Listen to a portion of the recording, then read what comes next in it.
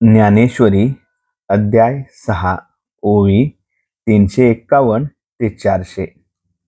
बाह्येंद्रियांना नियमितपणाने वळण पडते आणि मग अंतःकरणात सुख वाढते. अशा स्थितीत अभ्यासाचे कष्ट न पडता योगाचा अभ्यास सहजच होतो. ज्याप्रमाणे दैवाचा उदय झाला असता मग उद्योगाचे निमित्त होते, नंतर सर्व ऐश्वर्य आपोआप घरी चालत येते, त्याप्रमाणे नियमाने वागणारा पुरुष ज्या वेळेस लिलयने आपला मोर्चा योगाभ्यासाकडे वळवितो, त्याच वेळेला त्याचा अनुभव आत्मप्राप्ती रूपाने पिकतो. म्हणून अर्जुना, हा नियमितपणा ज्या भाग्यवानाच्या हातून घडतो तो पुरुष मोक्षाच्या राज्याने अलंकृत होतो. नियम आणि योग ज्यावेळी एकत्र होतात व अशा दोघीचा प्रयागरूप चांगला संगम जेथे होतो, त्या ठिकाणी ज्याने मन क्षेत्रसन्यास करून स्थिर होते त्याला तू योगयुक्त मन. त्या पुरुषाच्या मनाच्या स्थितीला निर्वांत स्थळीच्या दिव्याची उपमा योग्य होईल. हेही तू प्रसंगानुसार समज. आता तुझ्या मनातील अभिप्राय ओळखून तुला मी काही थोडे सांगतो, ते तू चांगले चित्त देऊन ऐक. तू प्राप्तीची इच्छा बाळगतोस, परंतु अभ्यास करण्याविषयी तत्पर असत नाहीस. तर सांग बाबा, तू कठीणपणाला भीतोस काय? तरी अर्जुना, यात कष्ट आहेत असा तुझ्या मनाचा ग्रह कदाचित होऊन बसेल, तर तो तसा होऊ देऊ नकोस. ही दृष्ट इंद्रिये याचा उगाच बाऊ करतात. पहा बरे, आयुष्याला स्थिर करणारे व संपत आलेल्या जीविताला मागे आणणारे हे औषध, त्याला जीवा शत्रू समजत नाही काय? त्याप्रमाणे आपल्या हितास जे जे चांगले ते या इंद्रियांना सदोदित दुःखकारक वाटते. एरवी योगासारखे सोपे काही आहे काय? म्हणून आसनाच्या बळकटपणापासून आरंभ करून जो आम्ही तुला चांगला योगाभ्यास सांगितला, त्या योगाने या इंद्रियांचा निर्धो झाला तर होईल. एरवी तरी या योगामुळे ज्या वेळेला इंद्रियांचा निग्रह होतो, त्या वेळेला चित्त आपल्या भेटीला निघते. ते ज्या वेळेला विषयांना सोडून परत अंतर्मुख होते आणि आपण आपल्या आत्मस्वरूपाला पाहतो आणि त्या पाहिल्याबरोबर त्या स्वरूपाची ओळख पडते व ते तत्व मी आहे अशा समजुतीवर ते येते. त्या ओळखी बरोबर ते सुखाच्या साम्राज्यावर बसते आणि ते आत्म्याशी समरस झाल्याने चित्ताचा चित्तपणा नाहीसा होतो व त्याहून दुसरे काही नाही. व ज्याला इंद्रिय केव्हाच जाणत नाहीत असे जे चैतन्य, ते मन आपण स्वतः आपल्या ठिकाणी होऊन राहते. मग मेरूपेक्षा मोठ्या दुःखाच्या डोंगराने त्याचा देह जरी दडपला तरी पण त्या भाराने त्याचे चित्त दडपत नाही. अथवा शस्त्राने त्याचे देह तोडला किंवा देह अग्नीमध्ये पडला तरी चित्त निरतिशय सुखात लोन झाल्यामुळे परत वृत्तीवर येत नाही. याप्रमाणे चित्त आपल्या ठिकाणी येऊन राहिल्यावर मग देहात घेत नाही व लौकिक सुखच बनवल्यामुळे ते चित्त देहाला विसरते. ज्या सुखाची चटक लागल्याने संसाराच्या तोंडात गुंतलेले जे मन ते विषय वासनेची आठवणही ठेवित नाही.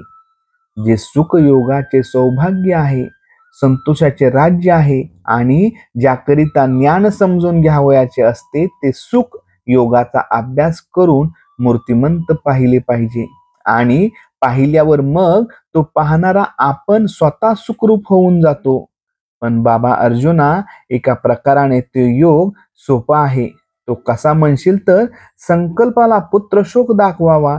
संकल्पाचा पुत्र जो काम विषय वासना तो नाहीसा करावा. हा संकल्प जर विषय वासना मेल्या असे ऐकेल व इंद्रिय नेमलेल्या स्थितीत आहेत असे पाहिल, तर तो ऊर फुटून प्राणास मुकेल. असे हे वैराग्याने केले तर संकल्पाची इरझार संपते व बुद्धी धैर्याच्या महालात सुखाने वास करते.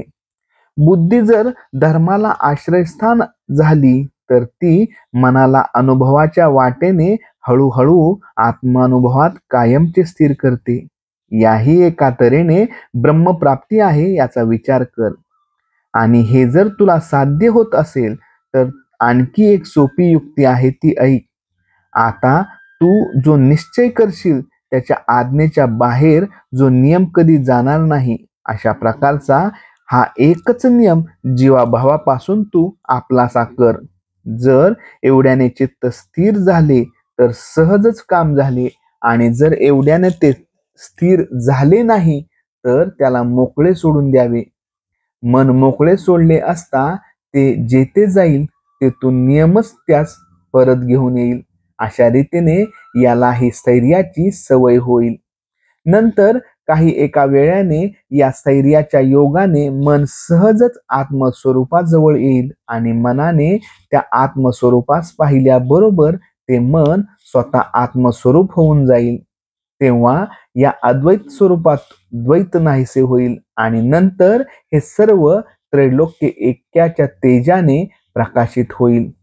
आकाशामध्ये निराळे दिसणारे ते मेघ ते नाहीसे झाल्यावर ज्याप्रमाणे संपूर्ण विश्व आकाशानेच भरलेले असते, त्याप्रमाणे आत्मस्वरूपी चित्त लयाला गेले की संपूर्ण विश्व चैतन्यमयच होते. या सुलभ उपायाने अशी एवढी मोठी प्राप्ती होते. संकल्पाच्या संपत्तीला त्याग करून पुष्कळांनी या सोप्या योग मार्गाचा अनुभव घेतला आहे. ते पुरुष अनासाये परब्रह्माच्या आत आले. मीठ पाण्यात मिळाले असता पाण्यात सोडून जसे ते वेगळे राहत नाही, त्याप्रमाणे त्या योग्याची जेव्हा परब्रह्माशी मिळणे होते तेव्हा एक स्वरूपाची स्थिती होते. मग समरसतेच्या मंदिरात संपूर्ण जगासह त्याला महासुखाची दिवाळी दिसते. आपल्या पायांनी आपल्या पाठीवर चालण्यासारखे हे आहे अर्जुना. म्हणून जर ते तुला करता येणार नाही तर दुसरे सांगतो ऐक. आणि मी तर सर्व देहामध्ये आहे, यात विचार करण्यासारखे काही नाही, आणि त्याचप्रमाणे माझ्या ठिकाणी हे सर्व आहे. हे असेच बनलेले आहे व परस्पर मिसळलेले आहे. पण अरे बुद्धीने एवढे ग्रहण मात्र केले पाहिजे. एरवी तर अर्जुना, जो ऐक्याच्या समजुतीने मी सर्व भूतात सारखा व्यापून राहिलेलो आहे असे जाणून मला भसतो, आणि प्राण्यांच्या भेदाने त्याच्या अंतःकरणात द्वैत उत्पन्न होत नाही, आणि जो सर्व ठिकाणी माझी केवळ एकत्वच जाणतो अर्जुना, मग तो माझ्याशी एकच आहे असे बोलणे व्यर्थ आहे. कारण असे जरी बोलले नाही तरी तो मीच आहे. दिवा व त्याचा प्रकाश हे जसे दोन्ही एकच आहेत, त्याप्रमाणे तो माझ्या ठिकाणी आणि मी त्याच्या ठिकाणी एकतेने आहोत. ज्याप्रमाणे तेथपर्यंत पाणी आहे तेथपर्यंत ओलावा आहे, अथवा आकाशाच्या बरोबरीने पोकळी आहे, त्याप्रमाणे माझ्या रूपाने तो पुरुष रूपवान आहे. अर्जुना, ज्याप्रमाणे वस्त्रामध्ये केवळ एकच सूत असते, त्याप्रमाणे अद्वैत बोधाने सर्व ठिकाणी केवळ मलाच पाहिले आहे. अथवा अलंकाराचे आकार जरी पुष्कळ आहेत तरी त्याप्रमाणे सोना पुष्कळ नाहीत, अशी अचल पर्वताप्रमाणे त्यांनी ऐक्य स्थिती केली आहे. अथवा झाडाची जितकी पाने आहेत तितकी रोपे लावली नाहीत, अशा अद्वैत दिवसाने त्यास द्वैताची राच उजाडली.